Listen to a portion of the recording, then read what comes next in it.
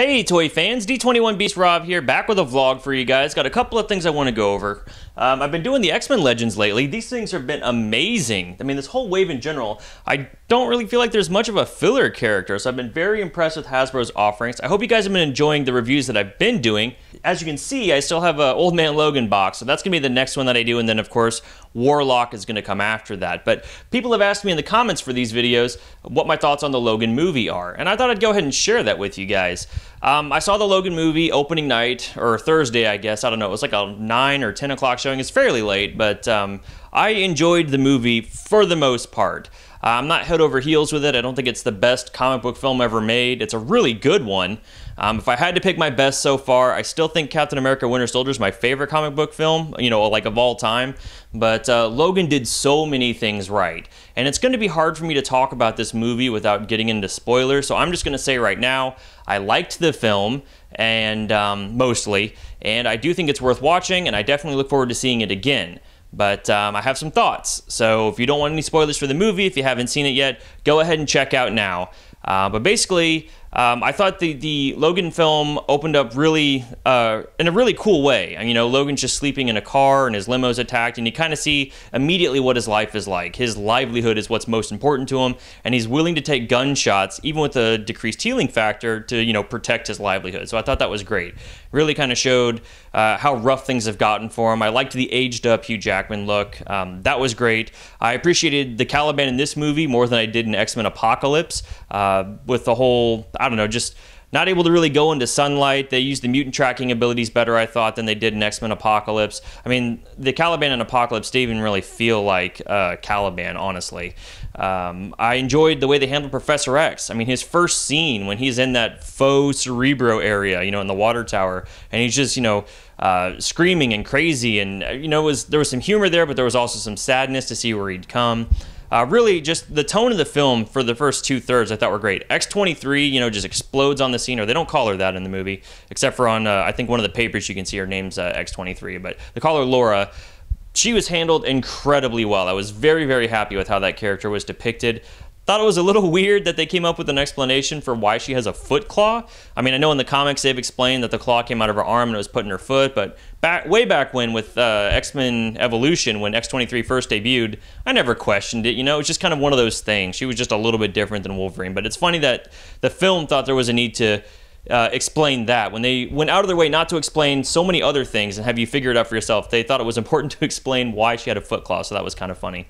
The film overall was really great. I like seeing where Logan was. You know, he was in dire straits at the beginning. He was trying to buy that boat for Xavier, which was just really sweet and a great sort of way to play off the father-son relationship.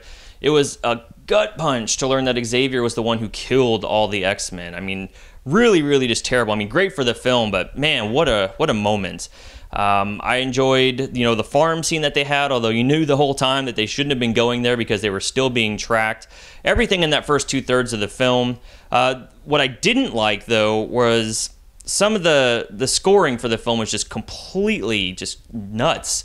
When Wolverine is still in Mexico and he's driving the limo and they're trying to escape the Reavers, if you listen to the music, and it took me out of it, there's just like random hammering on a piano or something just really bizarre as he's like pulling the fence and trying to get out. I didn't think that worked at all. That was just really awful. And there's a lot of emotional beats in the movie. And going into the film, you see a lot of the early access reviewers telling you, oh, bring a tissue box. This one's going to be so rough and so hard to get through. Well, I wanted to cry in this film. I mean, I've been with these characters for, what, 17 years? This version of these characters, Xavier and Wolverine, and I never got there, and I was really let down by that. You know, there's moments when Xavier dies, or when you learn that Xavier killed the X-Men, or Wolverine's talking about just how terrible his life is, and even up to the point where he dies. And I felt like, you know, the actors, Patrick Stewart and Hugh Jackman, were giving it their all. They're amazing actors. But the music really let down those emotional moments in the film, I thought. You know, sometimes all it takes is a really great performance and then that music cue to hit at just the right time, and you're like, boom, tears, got it. But that film just didn't do it for me, so I was a little let down by that. I thought it was cool that Shane was referenced in the movie Wolverine. If you guys don't know, behind the scenes, Patrick Stewart has said that Shane is his favorite Western of all time. He even used it as influence when he directed the Star Trek The Next Generation episode, Fistful of Datas. So it was really cool to see Shane, get an appearance in that film, and to kind of have an allegory about once you've killed, you're branded.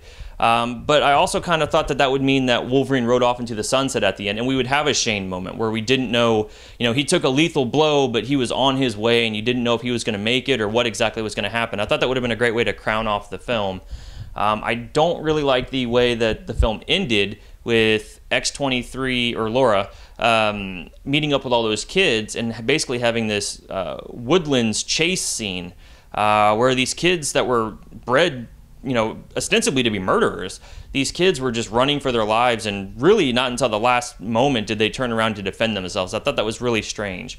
I also thought it was really strange how Laura was the only cold-blooded killer of the group, or at least the only well-trained member of the group as far as taking down people goes, and these other kids don't seem to have that same level of talent when it comes to combat. And if all of these kids were trained to be killers, why didn't they also react the same way? So it was just weird. It seemed a little Lost Boys to me most of the way through the film. And I felt like, Xavier, was really sad to see him go, but he went in such a confusing moment. When you see young Wolverine or X-24 or even Albert, I'm glad some online sites are finally picking up on the fact that was probably a reference to Albert. Nobody I saw the movie with even picked up on that the first time through. But it was weird because the first time you see Albert, he's got the Liev Schreiber Sabretooth look. So you see him in a flash, you're like, oh, Sabretooth. No, wait, that's not Sabretooth.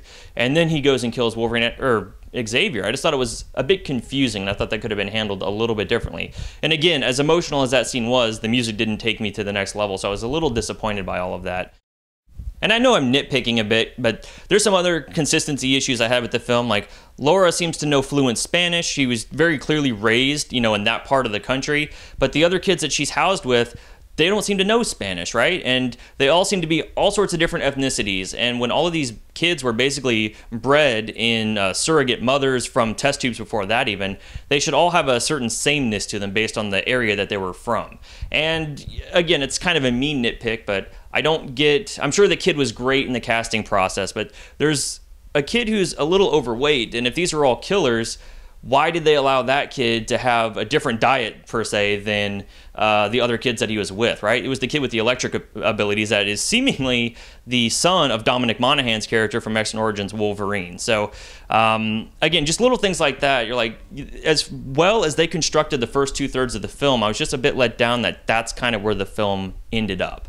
And then, of course, it was a great nod to Shane again, but Laura had multiple lines of dialogue from the movie Shane memorized after only seeing it one time. So I guess you could argue that her assassin training made her memorize things. Who knows? But I thought that was a little bit of a stretch at the end when she was able to recite that whole thing. But the last shot of the film, the crucifix being turned into an X headstone, as it were, at Wolverine's grave, that was cinematically looked really great. But I do wish that the film would have progressed in such a way that Wolverine and Laura were going all the way through. They had a final showdown with X-24 just before they got to Eden.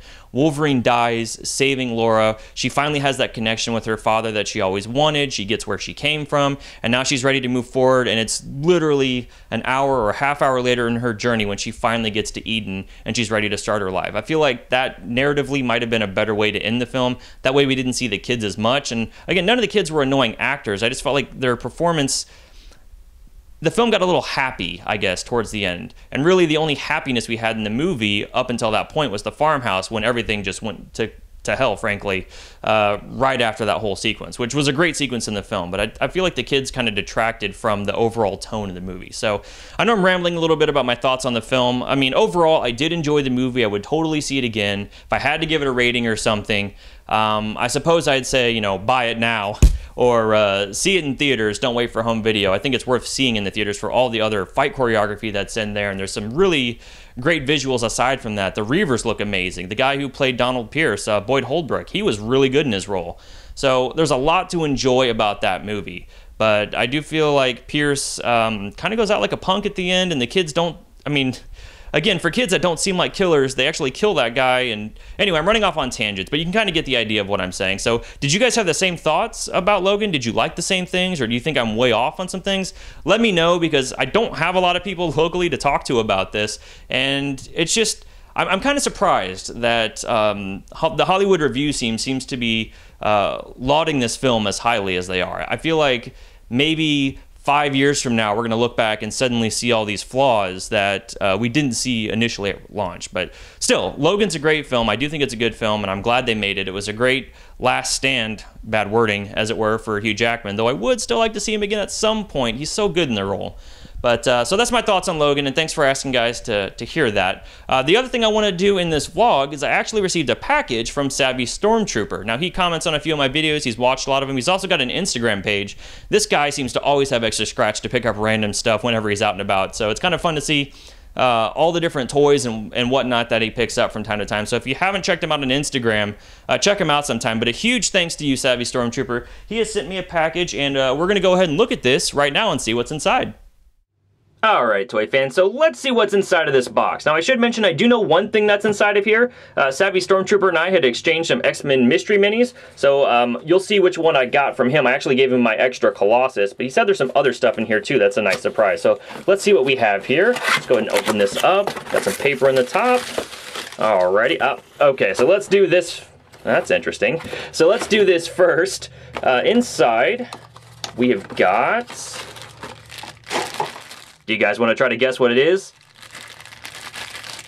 There we go. We've got Xavier, a mystery mini that I didn't have. I'm really excited to add this guy to my collection of mystery minis. It's very cool of you, Savvy, to go ahead and send this my way. Thank you very much.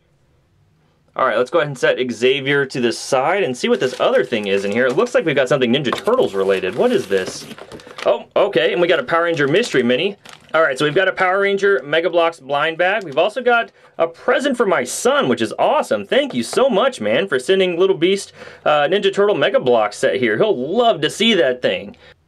Okay, so for the Ninja Turtle, really sweet of you to send this. I'm not going to open this because I know my son's going to love being able to tear into that, but thank you so much for sending that to me. Let's go and look at these Power Ranger blind bags. Now, I've seen these at retail, and I haven't checked them out yet. Let's see what we have here. Let's go ahead and pull the tape back. Looks like our options are a rather strange-looking Lord Zed, White Ranger, hope we get him. Pink Ranger, would be great to get both of them. A Green Ranger that doesn't have the Dragon Shield. Red Ranger, and a Putty. You know, a Putty would be pretty cool, too. Let's see what's in here. Just go ahead and open this up. Oh, sweet, we got the red... Oh, cool. Okay. Well, we've got the Red Ranger, but he's actually a translucent minifigure. I wasn't expecting that at all. The bag certainly doesn't look like that. Really awesome. Let's get him fully assembled here. Alright, so we've got the Red Ranger fully assembled, and I gotta be honest, this minifigure is a lot cooler than I expected it to be. Now, it's pretty clear that the sword is just repurposed from some other Mega Bloks set. That's a little unfortunate, but the minifigure itself is actually really nicely done. So, thanks a lot, man. Let's see what's in this other blind bag. Now, excuse me for a moment, I had to get some scissors. There's no tear strip on these bags. And let's see what we have inside. Just go ahead and cut it open. Is there an insert, perhaps? I don't think there was in the one we just looked at. Okay, well, I don't want to spoil anything, so let's go ahead and dump this guy out and see what we have. All right, we got the White Ranger. See, aya! Here we have Tommy fully assembled. Now, disappointingly, he doesn't have a true Saba weapon, which, come on, Mega Bloks, that's kind of important for the character. But outside of that, it's actually printed pretty nicely. Some pretty decent detail on this little guy, nothing on the back. But still, these things are a lot of fun. More fun than I expected them to be. Let's go ahead and pull in a Mega Bloks Ninja Turtle and Star Trek minifigure. And if you guys are interested, I did just order the Star Trek transporter set, so be looking for that on my channel in the coming days. But yeah, these guys all look pretty great together. I do think Mega Bloks was, had more affection for the Ninja Turtles overall when we look at all three of these franchises. I think a lot more creative effort went into creating the heroes in a half shell. Also, it's interesting to note that the Star Trek minifigures get knee joints, but the Power Rangers don't? But articulation aside, and that really weird-looking Lord Zed minifigure, if you're a fan of Power Rangers, you guys might want to check these out. Thank you, Savvy. Well, that was a really great package. Thank you so much, Savvy Stormtrooper. Again, guys, check out his Instagram feed. That was really cool of him to do that. He certainly didn't have to. And I especially appreciate you giving a gift to Little Beast. Thank you. There you go. All right, man. So, guys, thanks for sticking with my channel. Be looking forward to the Old Man Logan review coming up in Warlock. And again, share your thoughts with me on the Logan movie and what you guys have to say, what you like or didn't like. And I'll see you guys next time.